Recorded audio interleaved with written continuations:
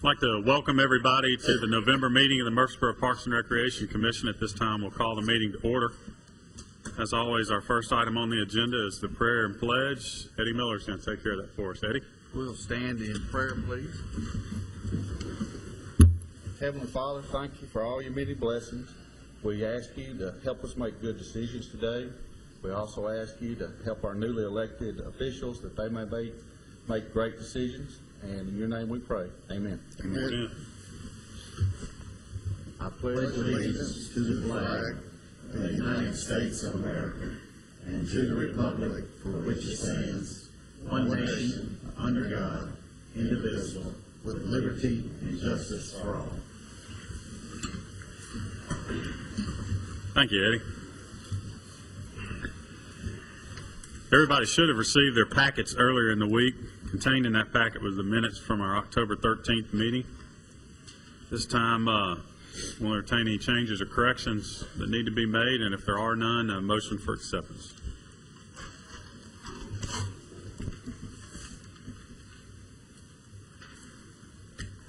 I'll make that motion, Mr. Chairman. I second that motion, Mr. Chairman. We have a motion and a second. Any discussion? All in favor say aye. Aye. Opposed? Minutes are approved. We'll move now to new business. Item number 1 under new business is a consideration of a fee adjustment for the Sportscom outdoor pool. And Nate Williams is here today to tell us all about it. Nate, welcome. Hello, y'all doing okay? Well, You know, when we started out with the implementation of, or I guess the conceptual design for this pool, when we were going to renovate the Sportscom outdoor pool into a new facility, we knew from the very beginning that we wanted to have a premium facility, a facility with unique features to the area. Nothing around, would have anything like it. So we really wanted to make a new, premier facility. And we've got that now. When in the design process, we knew that the operating cost for this facility would be a little bit more. With increased staff, with increased maintenance, with increased everything involved from our utilities, it was going to cost just a little bit more. We decided, Mr. Goodwin and Mr. Lyons and everybody involved decided this year might not be, or this past season might not be the best time to adjust those prices for two major reasons. Number one, the pool was delayed for 1 month. It didn't open until July 1st. It was scheduled to open on May 26th.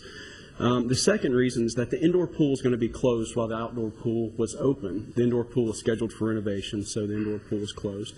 So we said the public deserved to have it at the normal price with those circumstances.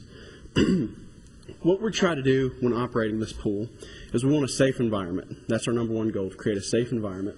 We also want to maximize the pool capacity. This summer we've had a lot of the issues where we had so many people. We're servicing about 1,300 people a day.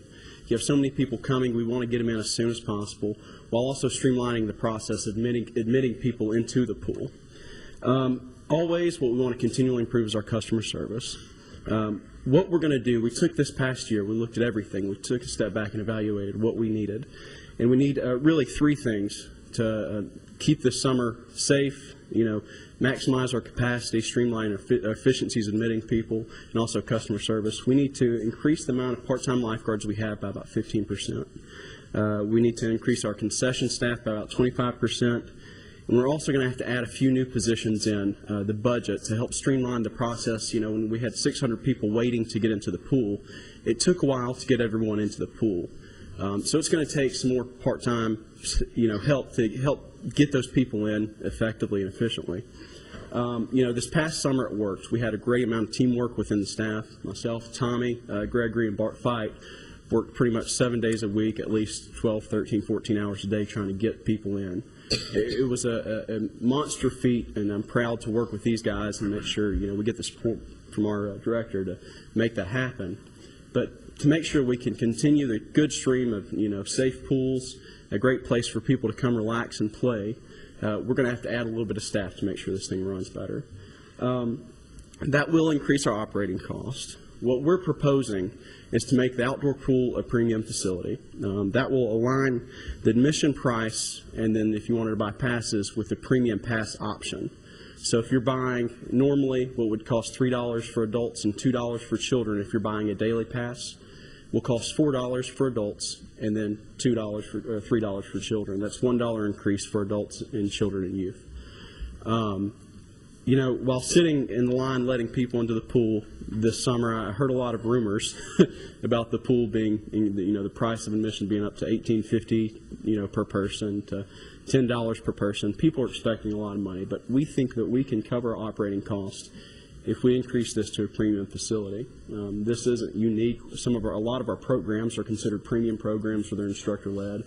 Racquetball at Patterson, if you want to play racquetball, it's a premium facility, and you pay that premium price for that. So that is our proposal, that we increase the admission price to a premium pass criteria. And I can spell out exactly what those premium prices are.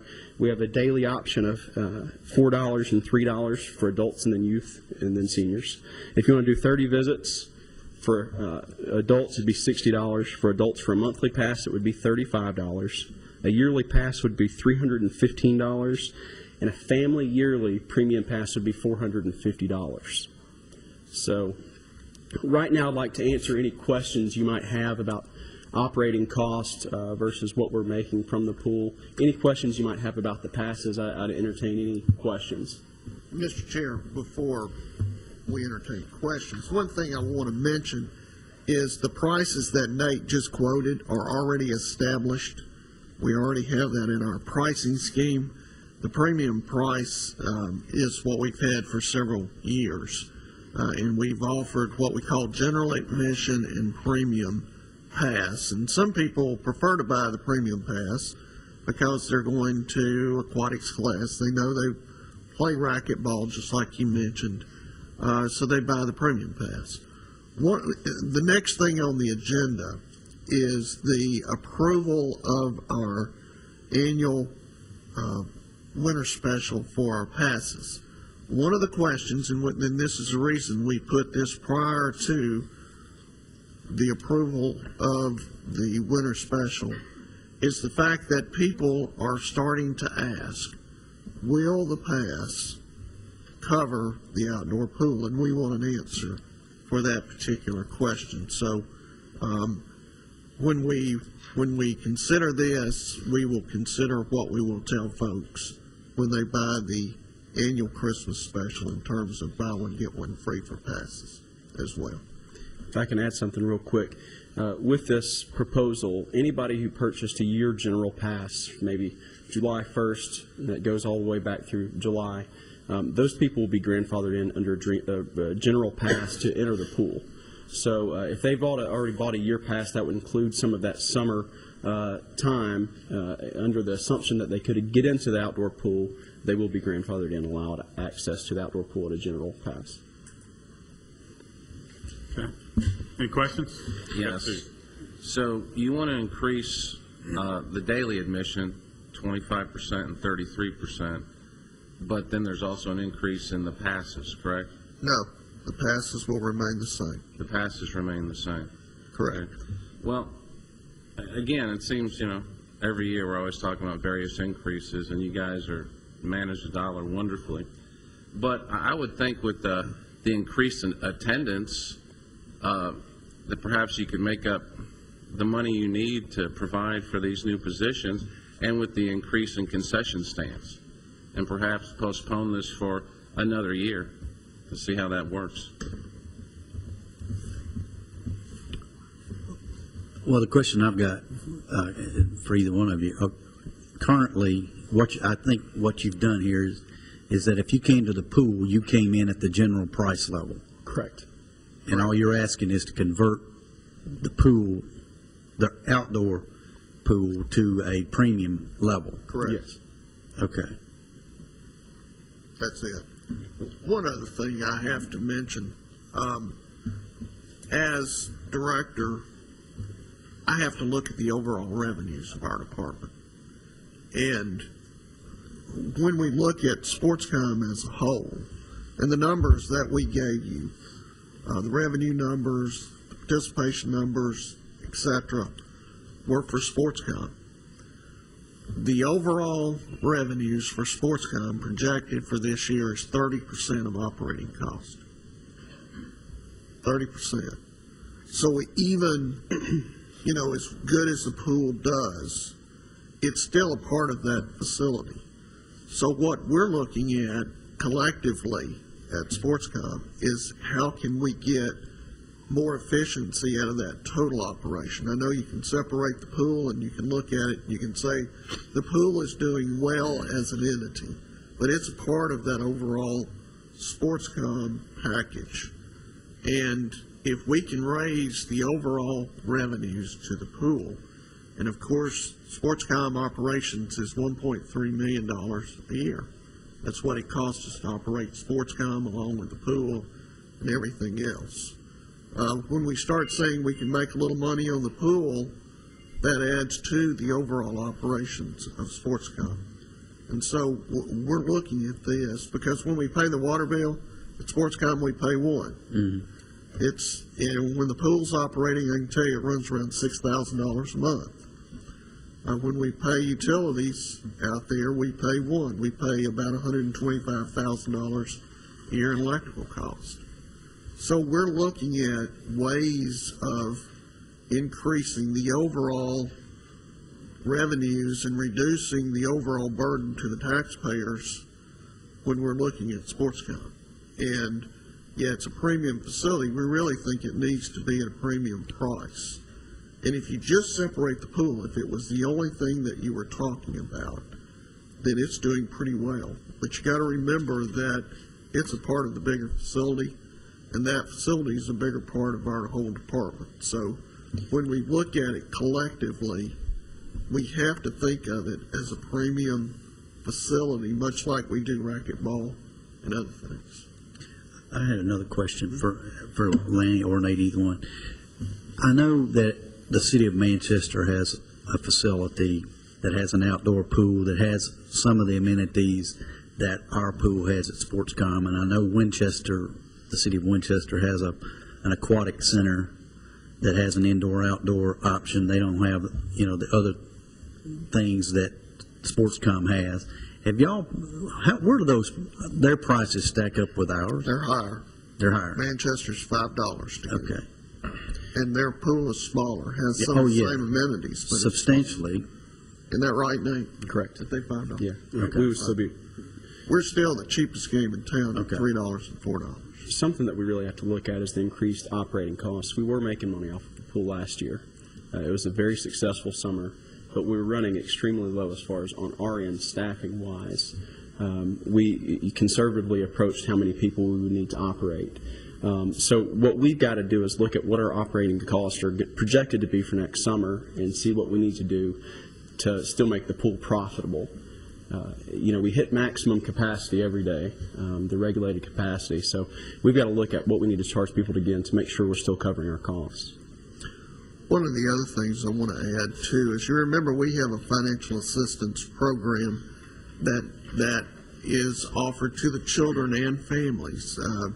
Children 15 and under, if they qualify free or reduced lunch, it's either free or at half price. For people 16 and over that qualify, it's at 50%. And last year, according to our annual report, we gave out $307,000 in financial assistance. So folks that still need help, getting in, they're still going to be able to get in the pool. That's not going to change that at all.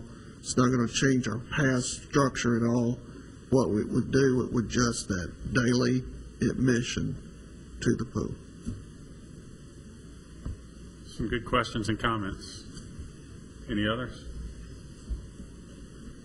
Mr. Chairman, I make a motion that we approve the recommendation to convert the general admission for the pool, outdoor pool, to a premium pass.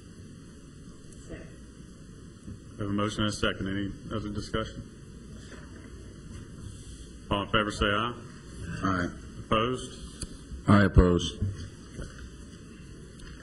Motion carries. Thank you. Thank you. Thank ma'am. you. Thank you. Appreciate it. Second item under new business is a consideration of the ever popular holiday specials for Sportscom and the Patterson Community Center. Tommy, welcome. Good afternoon. My name is Tommy Gregory. I'm the operations coordinator at Sportscom. We're here to seek approval to offer the holiday special on our passes again. I think you have the flyers up there. We've been offering this special for the past 7 years. We've had a great response from our customers, so we're seeking your approval to offer the special again. Does anybody have any questions? Any questions regarding this? This is the same program we do each year. This is a huge deal for us every year. It's awesome. It is, and we get great response out of this, and we know with the new pool that people will be coming in, they'll be asking Tommy. He gets a lot of those questions, the question that he just got answered, so I'm sure he's happy about that. Yes. As a matter of fact, this is the first time that Mr. Gregory's been in front of the commission, so. Glad to have you. Thank you. Any questions for Tommy regarding the annual passes? Mr. Chairman, I move for approval with the standard resolution special. I'll second. We have a motion and a second. Any discussion? All in favor say aye. Aye. Opposed? Motion carries. Tommy, thanks for being with us. Thank you. Next item under new business is youth basketball sign-ups. Thomas Laird's here to tell us about it. Thomas, welcome. Well, good afternoon. Welcome. Thank you for having me. Well, of course, everyone knows, as you all know, we've just got out of football, and several commission members, I think, participated in the football league, and I have to give a big pat on the back to Gary Arbit, who I think done a great job with football this year. Numbers have increased, and I think it's going to continue to grow, and I think that's a big program, and he did a great job with working with that and making it very successful. We want to thank all of our citizens and members that participated in it as well. And as you know, our next big sport is basketball, and last year we had about 1,000 kids participate in the program, 98 teams to be exact, and we officially ran registration through the month of October, but while we have more kids registered right now than we did last year, we still know there are several out there that have not registered, and we get several calls and emails every day about folks that have missed registration. So we're going to extend registration through the month of November to November 13th. And the reason we really need folks to have their child registered by the 13th is that is the evaluation for the younger age groups. And we really need to get those kids in, have them evaluated so that we can do fair teams. It's very difficult for us to make even and fair teams when we have kids that we don't know, we've never seen. We have no idea of their height or their playing ability. So if we can encourage everyone to get their children in, get them registered at SportsCom from 8 a.m. to 8 p.m. Monday through Friday, or they can register at the Barfield main office from 8 to 4:30 every Monday through Friday. SportsCom will also take registration on Saturdays and on Sundays during operating hours. And we want to encourage everyone. The cost is $50. That guarantees 8 games. Parents that register their children will get an information sheet, but we're going to have the 11 through 15-year-olds will have evaluations on Tuesday, November the 9th, which is next week. And this year we are doing something different in that we're having a draft in the older age group, so it's very important for kids to come through and get evaluated that Tuesday evening.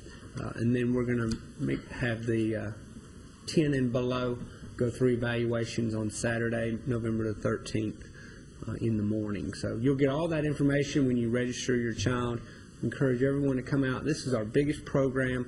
We work really hard to evolve with the current trends that are associated with basketball, and we're aware that what we did 5 years ago might or might not work right now, and what we did last year might or might not work right now. So we have several athletic staff members who really do a lot of research to try to make it the most current and up-to-date basketball program, and we do that with all of our programs. And I think by bringing our athletic staff together, we're housed at McFadden now, and there's a couple of numbers that individuals can get in touch with our athletic staff. Our athletics number is 907-2251, and that's for general athletics. Also, Mr. Arbit is assuming the role of Director of McFadden, and his number at McFadden is 893-8902. And so if you can't get through at one number, the other number, someone is there to answer your questions, answer your calls, and hopefully we'll have another successful basketball season. Are there any questions about basketball or any athletics that are currently going on? Anybody have any questions for Thomas? Yes, sir. Are players that are middle school, elementary school players on teams there, are they eligible for this league? Yes, sir. Everybody is eligible, and what we try to do is distribute those players evenly, thus the draft in the older age groups. Of course, those kids will be drafted in the younger age groups. We have a pretty unique system that we minimize. We put it all on a spreadsheet. We minimize names.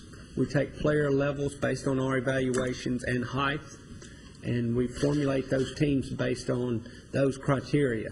And then once all the teams are made, we maximize the names, and it gives us a really unbiased decision as to how we do that. Now, if we evaluate and the kid has a, say for example, he's a level 3 player, and while we're going through and we're trying to do a level 3 player, and a team has requested or a parent has requested to be on a particular team, and it's their turn to receive a level 3 player, you know, we try to accommodate requests as much as possible. So we may take that level 3 player that has requested to be on that particular team and put him on there. But we make sure first and foremost that we have equal numbers. And like I told the guys before earlier today, you know, there's factors there that are unforeseeable, and there's kids that sign up late, and we don't want to exclude anyone. There may be a family that's just moved to the city. We want them to be able to play basketball, and they may have a phenomenal kid that can play really well. So what we do, we'll evaluate as practices start, and some of you that have actually played notice that your game time might change a little. We'll even go through the schedule and look, and if we see an unfair matchup, it's really only 4 phone calls to call the coaches to reschedule and shift some games around so that we have a better matchup. Because I think when we have a good game, everybody's happy. We have a lopsided game. There's going to be half of them that's not happy. So we work hard to have good basketball games and make our league, while it's a totally a rec league, it's very competitive based on how we try to match up teams. Thomas, how many teams and how many kids? Well, last year we had 98 teams with almost with 1,000 kids. This year we're hoping to move to 120 teams with anywhere from 1,100 to 1,200 kids. So we try to, in the younger age groups, we try to put a maximum of 8 kids on the team. We understand that younger children lose interest quicker. Of course, they're playing shorter games anyways, and so the less kids sitting out, the more they stay with it. In the older age groups, kids, especially the 13 to 15-year-olds, they tend to have other interests, and plus they're playing a much longer game, and it becomes more of a realistic basketball game with the times and the playing, the rules, the way they're set up. So, you know, substitutions is more common. But we do have a policy that every child must play half the game. And I tell the coaches at coaches meeting, if we get a complaint on that, we're going to bring that to you. We understand that things happen and you might make a mistake. If we get a second complaint, then I will make your roster, and I'm not going to make your roster in regards to what kind of players you have. I'm going to make it on who gets to play what time. So most of the time it works. They don't want us to make a blind roster for them. So they'll even it out, and you know, our kids get their half a game playing time. Any other questions? Thanks for the update, Tom. The McFadden number, I think, that Mr. Laird gave you, I think he said 9802. It's actually 1802. 893-1802. 18. Thanks. 1802. Next item under new business, Becky Johnson's here to give us an update on Barkaroo. Becky, welcome. Hi, hello everyone, and I am here to invite everyone to Barkaroo, the Middle Tennessee Dog Festival. That is going to be this Saturday, November 6th from 10 a.m. until 3 p.m. And we will have events such as the Mutt Market, We'll have vendors of pet products and all things dog-related, plus representatives from dog clubs, rescue organizations, groomers, boarders, and more. We will also have the Doggone Walkathon, which raises money to benefit the Murfreesboro Bark Park. The Friends of the Greenway invite you to make donations to purchase another new water fountain out at the dog park, additional fences for extended play area, and more. And 100% of the donations will be used for the Bark Park. The walk will begin at 10 a.m. A minimum donation of 10 is requested for the walk, but all donations are welcome. We will have contests. Registration starts at 10 a.m. and is open until 15 minutes prior to each contest. And at 11:30, there will be the owner dog look-alike. At 12 o'clock, best dressed. 12:30, best trick. 1 o'clock, Mr. and Miss Barkaroo. And also new this year, we will be presenting Metallica, the greatest show on four paws. This is the ultimate canine rocking rescue dog sport and comedy show. It is fun for the entire family. It's a high-flying show with 13 of the most talented rescue dogs in the world. And this event is free unless you decide to purchase anything from the vendors. It's for all ages people, dogs, pets. So we hope to see lots of people to come out. You don't have to bring a pet with you, but your dog is more than welcome to. Thanks, Becky. Any questions for Becky about the event? Where is it, Becky? Oh, it is out at the Bark Park, which is at the trailhead of the General Bragg when you enter off of West College Street. That was a Any good other question. That's a good question. Thanks, Becky. No problem. Appreciate you being here. Next item under new business is an update from Rachel Singer about the Barfield Crescent Park activities. Hello, how Welcome. are you guys? Thank you. I know I don't have to tell you guys that fall's a great time to get outside and enjoy the cooler temperature and the beautiful colors. And at the Wilderness Station in Barfield Crescent Park, we've got some great opportunities for you and your family to take advantage of that. The first program I wanted to talk to you about was our Campfire Circle program. We've had tremendous success with that this fall. Lots of families have come out and enjoyed our time around our campfire. We have one more coming up this fall that's scheduled. It's November 20th. Check-in is at the Wilderness Station at 5:30. From there, we'll gather and people will enjoy a guided hike back to our campground. Once they get there, there'll be a glowing fire waiting for them, and we'll do skits and riddles and songs to kind of warm everybody up. And then they are able to roast their own marshmallows, get a good sugar belly going on, and then after that, they're going to learn about some of the resident owls that call home Barfield Park.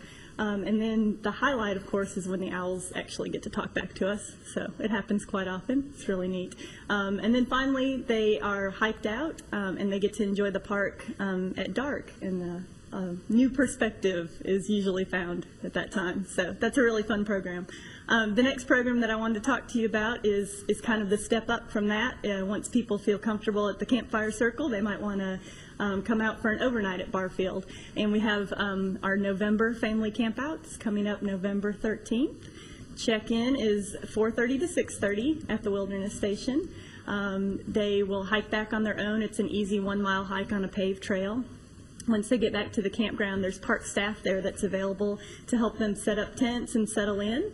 After that, we have a big agenda for the night, and it's kind of up to the people. If they just want to relax around the campfire and chill out, they can do that, or they can partake in any of the activities that we have planned. Such activities would be night hikes, owl prowls. We have children's games and activities going on all night. Within the registration fee, it also includes your dinner, s'mores, and breakfast the next morning, so it's a really good deal. The cost is $10 for adults, $5 for children 5 to 12.